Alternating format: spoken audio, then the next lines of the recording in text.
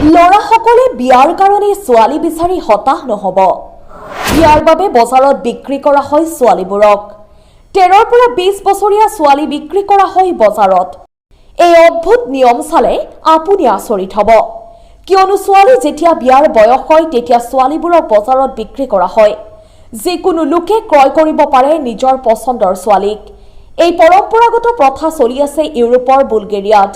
বুলগেৰিয়াৰ ষ্টাৰা জোগৰা নামৰ এটা উন্মুক্ত স্থানত এই বজাৰ বহে। সেই ঠাইত ৰোমা কলাই যাযাবৰ সম্প্ৰদায়ৰ লোকে বসবাস কৰে। সেইসকলে ল'ৰা ছোৱালীক বিয়া দিয়াৰ কাৰণে এই বজাৰৰ আয়োজন কৰে। এই বজাৰৰ আয়োজন বছৰত 4বাৰকৈ কৰা হয়। সেই বজাৰত ক্ৰেতা বিক্ৰেতাৰ নিচিনা ল'ৰা আৰু ছোৱালীৰ অভিভাৱকৰ মাজত দৰদাম হয়। সাধাৰণতে 13 পৰা 20 বছৰৰ ছোৱালীবোৰক এই বজাৰত বিক্ৰীৰ বাবে লৈ অনা হয়। যিবোৰ ছোৱালীৰ বয়স কম সেইবোৰ ছোৱালীৰ দাম বেছি। পছন্দ অনুযায়ী ল'ৰাৰ পৰিয়ালে ছোৱালীৰ পৰিয়ালক 35 লাখ টকা পৰ্যন্ত দিয়া হয়। এই পৰম্পৰা প্ৰথা বুলগেৰিয়া সম্প্ৰদায়ৰ লোকে পালন কৰি আহিছে। কি আজব নিয়ম চলি আছে এই পৃথিৱীখনত। ইণ্টাৰনেশ্যনেল ডেস্ক, বাতৰি লাইভ 24।